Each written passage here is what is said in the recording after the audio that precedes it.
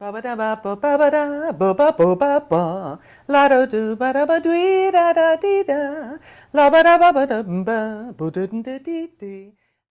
Okay, I started out singing with my father's band in high school. He had a Dixieland jazz band, and I didn't sing with other voices that much. I was in the high school choir, but it was kind of a requirement. It wasn't something that I chose to do. It was just part of the curriculum. But my biggest, educational, I guess, was singing with my father all through high school. I'd go out to the Elks Club and sing with him on Friday and Saturday nights, and then have to sit in the hallway because I was too young to be inside the club. So that's how, that's my music education. And my dad always rehearsed in the house. He had the band over all the time. So I was constantly being force-fed this swing music, which at the time seemed like, old folks music, da-da-da-da-da. But I understood it, so it absolutely was a part of my being. No, I majored in, I was in a swing band on the road right out of high school. So, I didn't go to college. I finished high school early even, I had enough credits. So I left high school, I moved to Seattle. I was up north of Seattle and began working with a swing band called the New Deal Rhythm Band and traveled with them like for 4 years, and so I call that my college years. And then moved to Los Angeles and started doing auditions there, and I was a waitress, and I was doing Hoot Night at the Troubadour and all those different clubs until I met a certain vocal group.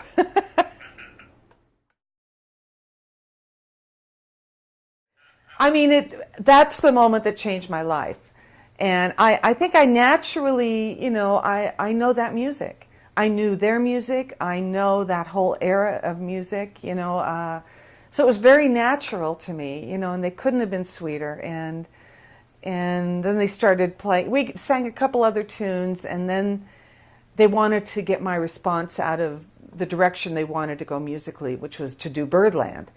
And they played that, and I went, oh, it's a fabulous piece of music. It was all over the radio, weather reports, Birdland. And I said, oh, this would be an amazing vocal. And they were kind of just like testing it, just kind of seeing my response, if I even knew the music. And I knew it, so, and then they played Shaker Song, from Spyro Gyra, and I said, oh, fabulous. And then I left, and they pulled the champagne out, so. And that was 34, almost 35 years ago. So, step one, I joined the Manhattan Transfer. Step two, we start rehearsing the back material that they'd been doing. Step three, we go in the studio and do a new recording, which was extensions. And that was a major change musically for them. And the relationship with Jay Graydon, our producer, was really, really moved us in another direction. Really heavy-duty jazz vocals. And there were pop hits on there, too. There was Twilight Zone, there was Trickle Trickle, then there was Birdland, and so it was a whole new, a new time for them as well, musically. So everyone, it's almost like we all started fresh. We all started at square one again. So, and that changed our the group's popularity around the world. That was our first Grammy, was for Birdland. So that was very nice. That was very nice. So the whole complexion of the group, I was a new kid, but it seemed like the group was a new group. So in that sense, I don't feel like I was like tagging along or trying to catch up. It was like we were all starting with brand new music. And we've gone from there,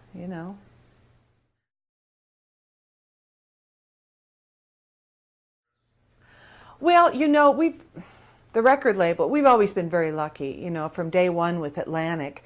And we stayed on Atlantic quite a while when I joined the group. They always supported what we did. I remember Tim would go in and have meetings with Amit. and they'd have fights and they'd scream at each other and they yell. Yeah, so the big story happened when we did Vocalese, because we wanted to do, nobody had done this before, and we had Jon Hendricks at the helm to write all the lyrics. We wanted to use the Count Basie Orchestra and all the greats that were still living, Dizzy Gillespie, they were all available, and Ahmet says, it's not going to sell, it's not going to, it's never going to happen. But he let us do it, and we got, under Thriller, under Michael Jackson's Thriller, we got the most Grammy nominations of any record under Thriller. We had 12 nominations. So we did very well with that. So, Atlantic, they always supported us in their way, and serious history with that label, especially with Ahmet and Nesui and Arif Mardin. They were all in our corner, and they love this kind of music. I think that's probably why. So I think we made them proud after Vocalese. I think that, and then we won for Brazil. We won a Grammy for Brazil. And the last one was for Sassy. We did a record called The Offbeat of Avenues on Columbia. And we wrote it, the entire record. We collaborated with different musicians. And that brought us a Grammy as well. So we've been very lucky that we've been able to go so many different musical directions and still maintain, our popularity over the years.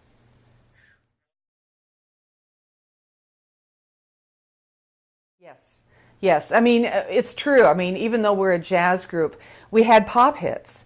And the pop hits, Boy from New York City, Trickle Trickle, and Twilight Zone, they really did raise our level of awareness to a much bigger audience. We would go to Europe and go into the discos, and they had it all set up with the smoke and everything, and then they'd introduce us and we'd walk in and they'd be playing Twilight Zone.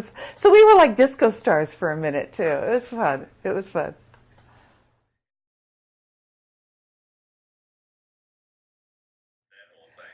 Wow, that was iconic is putting it mildly. We're still, Body and Soul is like Eddie Jefferson, who wrote the original Vocalese lyrics. He said, it can't be done in 4-part. It just can't be done. He used to tell Tim that all the time. You cannot do this in 4-part harmony because melodically where it goes. Well, Phil Mattson did it, and it still is like, we have to relearn it every few years because it's intense. Even the melody, I sing the melody, so I pretty much have the easy job. Well, I shouldn't say that. It's not an easy job. You have to maintain the blend of everybody else. But with Body and Soul, I think we're going to be putting it back in the show now. It had to take a little rest for a minute because it's intense.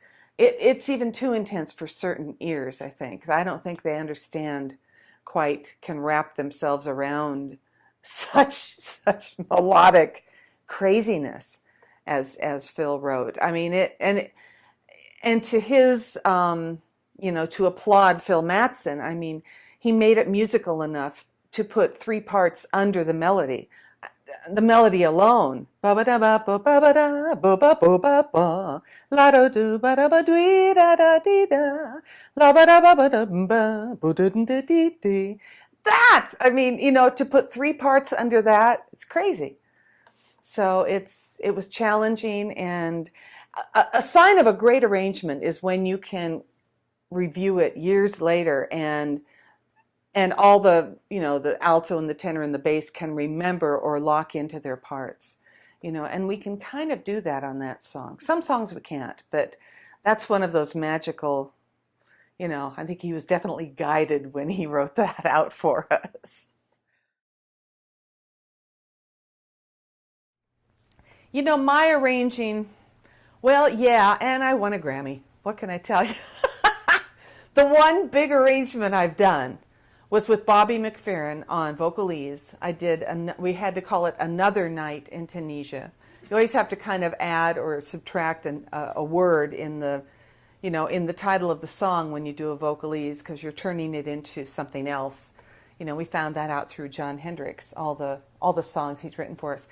So my one, I've done a couple, but it's really not my forte. But this was, because I got to sit with Bobby and just kind of map out and just play it by ear and trust that we could do it live in the studio. Bobby would point to Tim or something and say, do a bass line, point to Al, point to Janice, point to me, and then he would create a foundation. So I did write out Dizzy Gillespie's little solo in it, like a Baroque thing. So that's my one claim to fame. And we won a Grammy. So I don't want to, I think I'll just hold on to that one arrangement and not do any others, because I'll never do better.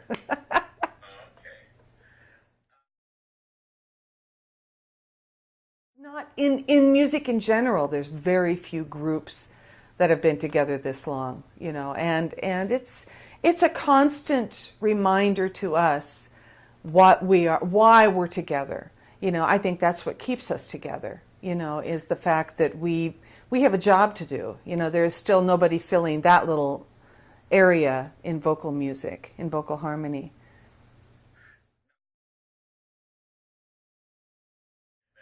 No, not a chance. Not a chance. It was so different back then. It was so different.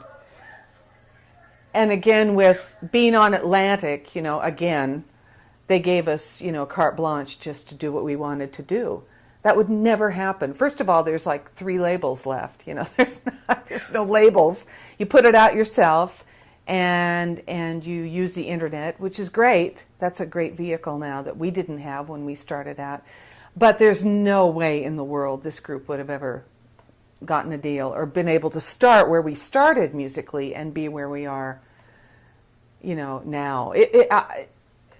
I don't know of any other group that has so much, so many, feelers out in different styles of music and will still do it on one record. I think probably the fact that we're 4 different people doing harmony. Harmony is that's the umbrella that all of this sits under.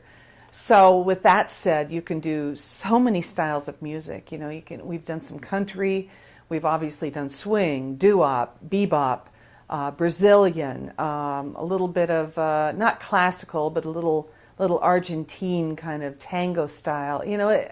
It really, it's a wide, a wide berth that we hold in music. So we're really lucky. We're really lucky that I think when the group started out, Tim, who started the group, Tim Hauser, wanted to make sure, and this was a brilliant thing that he did, that no one would categorize us as just doo-wop or as just pop or as just jazz.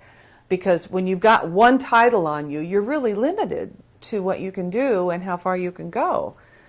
So from the very beginning, they had a swing record and a little vocalese and pop music on the very first record.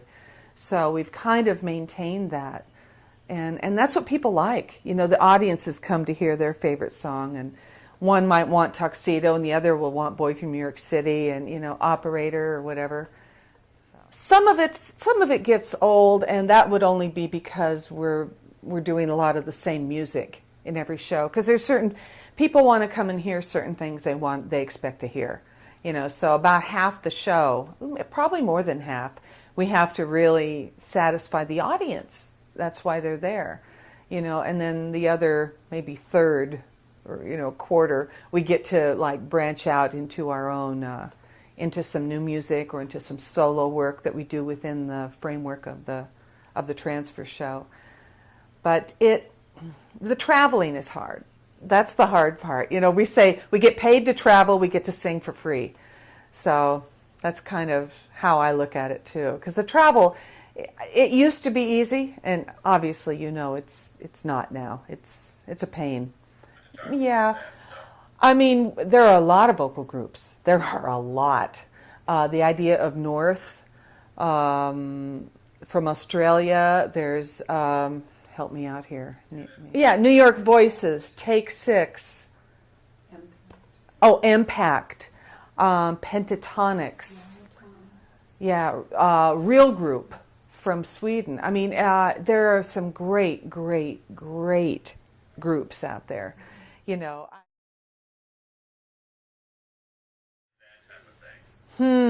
aspiring to be in a group. I first of all find a group. You know, every city has maybe a chamber choir, or you know, actually, I want to do that in my in all my free time. You know, in LA there might be something I could lock into just to get some sight singing chops back. I would say, yeah, find a group, start a group. You know, I do vocal workshops, and through that, I've seen some of my students have ended up forming groups. They want to do group singing because they get it. You know, it's fun, and it's the idea of blending voices is like no other. You know, it can be lonely singing as a soloist. When you've sung with other voices and you've created that whole other level of a vocal presentation, which is more than one voice, whether it's 4 or 6 or 8, and you become a little society. You know, it's really a spectacular experience. So I say, you know, gather some of your favorite singers and friends and sit around and you know, get Michelle Weir's, you know, arrangements, you know, get Roger Treese, get Janice Siegel's arrangements, you know, or write your own, you know, and just start singing together. And create a blend. This is my big message, because there are a lot of vocal groups doing these television shows, things, and movies, and there's no blend. All they're doing is dancing. You know, it's like, you know, just sit down and blend. Become like a horn section. That's what we did, and we spent a lot of time trying to blend. You know, and it's hard sometimes, depending on how how the song is voiced out.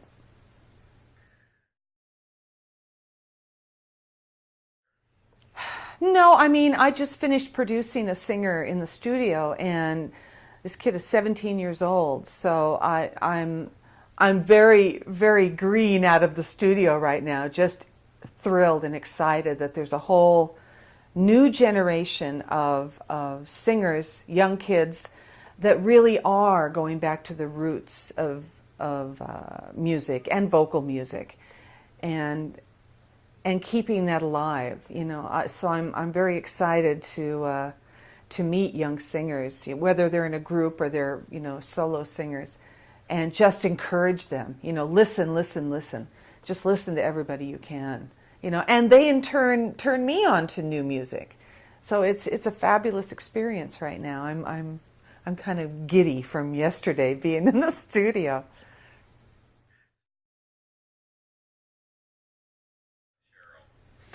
I usually have a 6-hour workshop, and I break it down. Hopefully every singer gets about 20 minutes. And I kind of introduce myself. I talk about technique and about voice placement and breathing and intention of choosing material, and how to tell a story in a song. I give them tons of information, then I go, okay, get up and do it. You know, and it's become very educational for me as well to see how far I can take somebody, and to watch them sing, and to be very genuinely caring. I'm a good cheerleader, but I can also I'm getting a good, you know, crack the whip type of a thing going too. That was harder because I'm a great audience. I'm easy. But so I kind of I work on style and technique and voice placement and breathing and just the whole 9 yards, you know, and telling the story, which I'm going to be working in the Michael Feinstein Great American Songbook high school competition, and late July, and it's going to be fantastic because that's taking the Great American Songbook and really bowing down to it and singing the songs the way they were written and the way they're intended to be sung. Learning the song from the ground up, and then you can improvise. But you can't start up here. You have to start, you know, in the root of the song. Okay, thank you very much. I had a great time.